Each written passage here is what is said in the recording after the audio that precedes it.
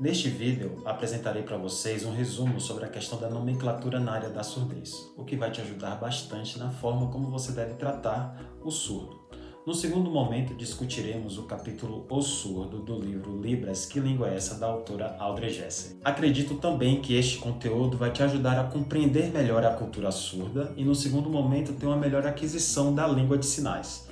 E, na verdade, uma coisa está ligada à outra. Não podemos aprender uma língua sem estarmos ligados à cultura desta língua. Então fica comigo neste vídeo e vamos direto ao ponto.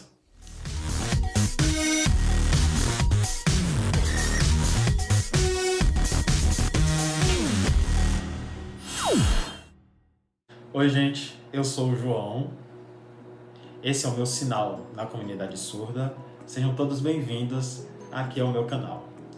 Aprender sobre a nomenclatura na área da surdez vai te ajudar a tratar melhor o indivíduo surdo em sua diferença. Além disso, compreender sobre a cultura surda vai melhorar a sua aquisição da língua.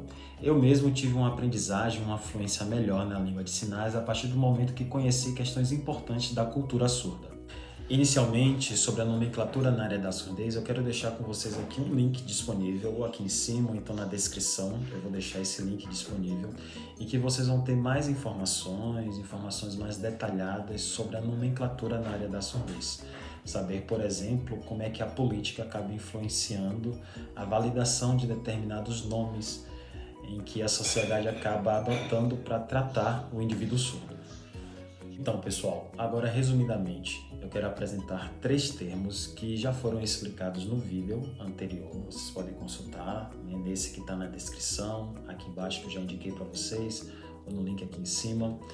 3 termos que a sociedade acabou adotando para tratar o indivíduo surdo, né, para se referir ao surdo, que é surdo, surdo-mudo e deficiente auditivo. Qual o termo correto? O primeiro movimento que a gente precisa ter é de respeito às diferenças. Nesse sentido, quando encontramos uma pessoa surda que constrói a sua identidade na cultura surda e se comunica em língua de sinais, tranquilamente a gente pode se referir a ela, chamá-la de surda ou surdo.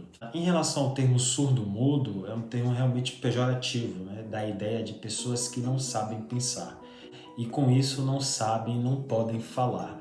Não podem emitir uma opinião e não podem contribuir com nada para a sociedade. Assim foi o pensamento da antiguidade, um pensamento que governou, né, que durante muito tempo ditou como a comunidade surda deveria ser tratada, deveria ser vista e o que é que os surdos poderiam fazer ou não dentro da sociedade. Infelizmente, muitos, por ignorância, continuam utilizando esse termo, ou então simplesmente por não respeitarem a diferença do outro, continuam a se referir ao surdo, à pessoa surda, como surdo-mudo. Analisando esse resumo sobre a nomenclatura na área da surdez, e antes de passarmos para o próximo conteúdo, eu quero apresentar o termo deficiente auditivo. É um termo utilizado, politicamente correto, está presente também nos documentos legais, mas apenas as pessoas que não interagem na comunidade surda, não utilizam a língua de sinais, gostam de serem identificadas por esse nome, por esse termo. Então não há nenhum problema em utilizarmos o termo surdo ou deficiente auditivo. Depende de como a pessoa se identifica, de como a pessoa percebe a sua diferença. A única ressalva que a gente faz é em relação ao termo surdo-mudo, né? Um termo que não cabe em nenhum momento, em nenhum espaço para se referir ao outro. Nesse segundo momento do conteúdo, eu quero apresentar especificamente sobre o surdo, fazendo um link com o capítulo 2 do livro Libras, Que Língua é Essa?, da Audrey Gesser, e falar agora sobre a travessia do surdo na história. Atravessar a história, como o surdo atravessou a história com a marca da impossibilidade. Mas essa impossibilidade não é uma característica do surdo, né? Essa impossibilidade é uma característica, é uma força, é uma influência, é uma questão externa. É o outro falando sobre o surdo, dizendo que ele não pode fazer determinadas coisas, ou dizendo que ele não é capaz. Então o surdo, desde a antiguidade até hoje, até a contemporaneidade, ele atravessa a história com essa marca da impossibilidade, mas continua utilizando a sua língua de sinais e se fazendo presente também utilizando a língua do seu opressor, vamos considerar assim, né? Do outro, que está dizendo que ele não pode fazer. Um exemplo também que eu trouxe na videoaula anterior é esse aqui, um livro muito interessante, né? As Imagens do Outro, sobre a cultura surda, que é de uma autora surda, Karin Strobel, e é por isso que eu digo, né, a marca da impossibilidade. Durante um bom tempo negaram a língua de sinais aos surdos, ainda assim eles perseveraram, né, e preservaram a cultura surda e a língua de sinais, e chegam nos dias de hoje, mesmo com toda a proibição e com as dificuldades, né, com a proibição que tiveram e com as dificuldades que têm hoje de acesso à língua de sinais, de se comunicar em língua de sinais e de obter informações também em sua própria língua, os surdos produzem conhecimento, produzem arte, são capazes de fazer qualquer coisa. E essa marca da impossibilidade que a gente percebe na vida do surdo traz uma reflexão para a gente também, né? Porque não importa o que o outro, que as forças externas estão dizendo que você não pode fazer determinada ação, determinado projeto é impossível que você cumpra ele. Não, essas são marcas da impossibilidade ou marcas impossíveis que o outro está dizendo.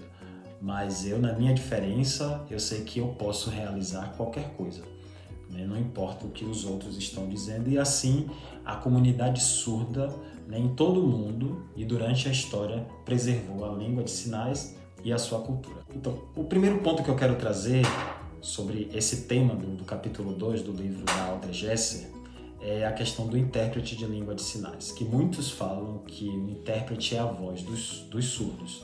Mas, na verdade, o surdo tem uma voz, tem uma opinião e sabe falar, sabe se expressar, né? Apenas o trabalho do intérprete de língua de sinais vai servir como uma ponte, né, para que ouvintes e surdos possam se comunicar. O ideal, né, o objetivo também, até no canal aqui nosso, é que os ouvintes aprendam língua de sinais e que a sociedade não coloque sobre o surdo a responsabilidade de aprender a língua de sinais, ou melhor, a língua portuguesa, ainda que na modalidade escrita, para poder se comunicar e entender os códigos que os ouvintes trocam, né, os códigos que os ouvintes têm entre si. É importante, então, que você aprenda a língua de sinais e se comunique melhor com o indivíduo surdo e, para além disso, né, tenha a oportunidade de conhecer uma cultura riquíssima. Então, voltando em relação ao intérprete de língua de sinais, ele não é a voz do surdo, funciona apenas como ponte entre surdos e ouvintes, né? Um indivíduo, um profissional que tem uma competência na área da tradução e que vai trabalhar com essas duas línguas, com esses dois códigos e oferecer as informações que um surdo e um ouvinte têm a trocar. Algo importante que a gente precisa saber em relação à organização do texto é que cada tópico é apresentado em forma de pergunta. Isso facilita a compreensão, né? Parece que o texto está conversando com a gente. O texto apresenta uma pergunta, a gente reflete e imediatamente temos uma resposta. Algo que nos tira do lugar, né, comum, de uma zona de conforto e nos apresenta, né, nos coloca em outro espaço de reflexão e de compreensão dessa outra cultura. Então, a primeira pergunta que eu apresentei aqui para vocês foi sobre o intérprete de língua de sinais. Ele é a voz do surdo? Entendemos que não. O surdo tem a sua voz, o surdo compreende o contexto, né, o que é que está acontecendo ao seu redor e tem a capacidade também de se expressar em língua de sinais. A segunda pergunta também, uma outra pergunta que é apresentada no texto é se o surdo vive em um silêncio absoluto. E a gente compreende que não.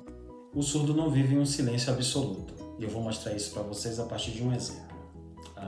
Dois ouvintes conversando naturalmente, normalmente, eles podem ter a conversa atrapalhada a partir de algum ruído externo, algum som externo. Isso com certeza pode atrapalhar, depender também do volume desse som, pode atrapalhar e causar algum ruído, né, algum tipo de barreira na comunicação entre esses dois ouvintes. Semelhantemente também com a comunidade surda. Além do som externo, que pode atrapalhar, os surdos sentem também, através das vibrações, o som.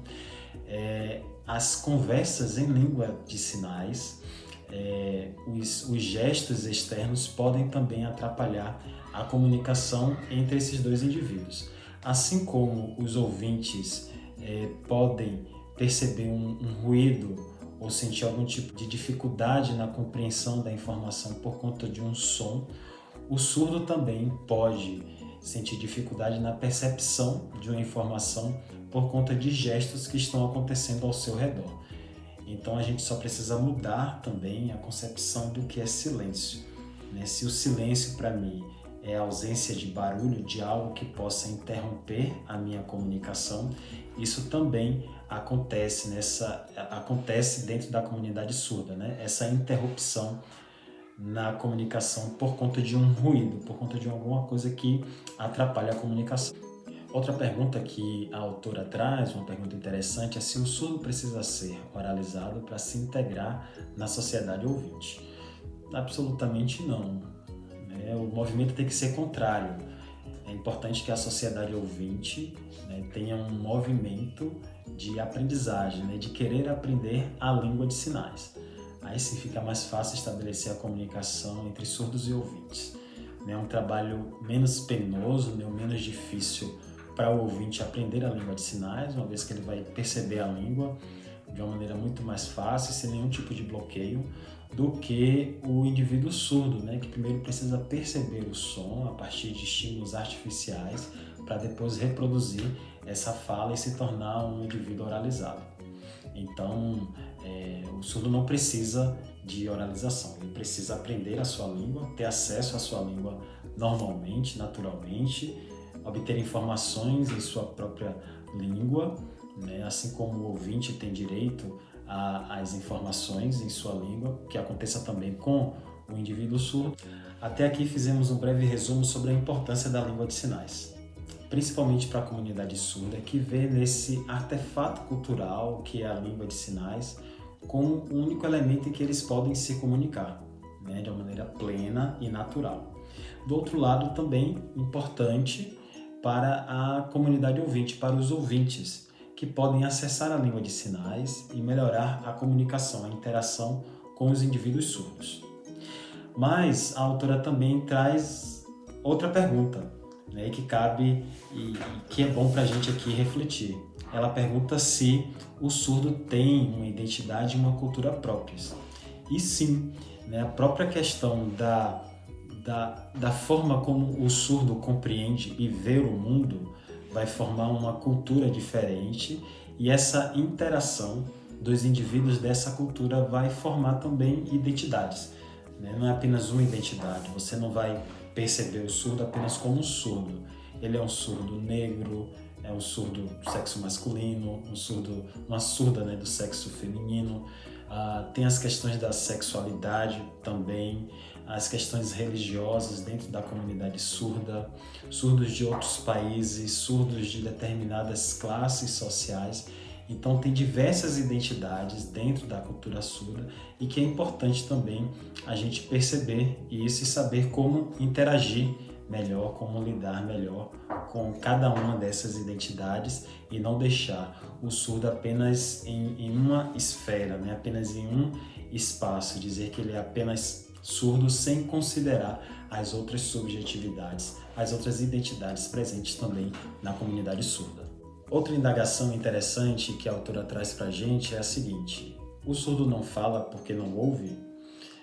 A primeira coisa que a gente precisa saber é: a língua de sinais é uma língua reconhecida como qualquer outra. Ela apresenta estudos linguísticos também e tem uma gramática própria. Então o surdo fala sim, né? Essa é a primeira coisa que a gente precisa atentar. O surdo fala, mas ele fala em língua de sinais. Eu quero trazer aqui a Lei 14.191 de 2021, né, que autoriza, que fala sobre a educação bilíngue para surdos. E agora, essa lei, esse entendimento também está presente na LDB, na Lei de Diretrizes e Bases. Então, a partir de agora, os surdos têm mais um respaldo legal, mais um documento que autoriza, né, que permite, que valida a educação bilíngue. E que educação bilíngue é essa? Dentro do espaço escolar, o surdo vai ter contato, sim, com a língua portuguesa, tem que ter, porque fora da escola os documentos, né, as informações acontecem na língua portuguesa, mas essa língua vai acontecer apenas na modalidade escrita. Prioritariamente, né, com todo respeito à comunidade surda, a língua que vai estar presente ali na instituição é a língua de sinais. Então o surdo vai aprender em língua de sinais e poder se expressar também em língua de sinais. Então, gente, era isso que eu tinha para falar para vocês nesse vídeo. Espero que vocês tenham gostado e toda semana teremos um conteúdo novo para vocês. Deixem comentários aqui com opiniões e sugestões de outros assuntos sobre a língua de sinais. Se inscrevam no canal e até a próxima. Tchau, tchau!